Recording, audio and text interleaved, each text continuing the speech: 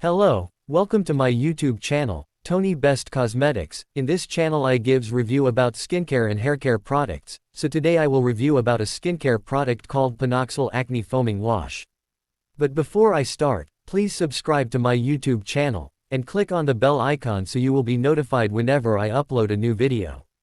Dermatologist recommended Panoxyl Acne Foaming Wash, 10% benzoyl peroxide maximum strength.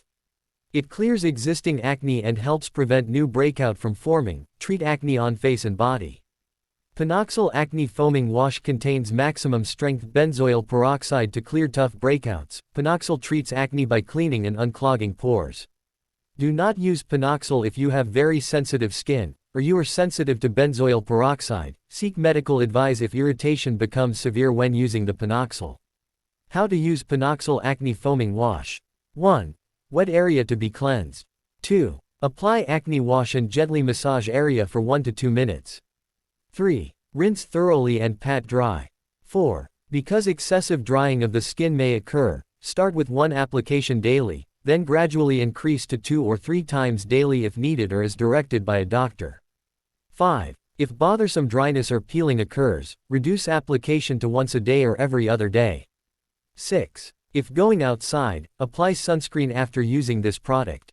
If irritation or sensitivity develops, stop use of both products and ask a doctor.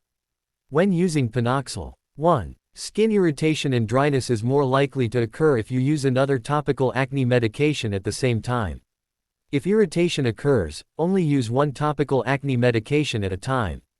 2. Avoid unnecessary sun exposure and use a sunscreen. 3. Avoid contact with the eyes, lips and mouth. 4. Avoid contact with hair and dyed fabrics, which may be bleached by this product.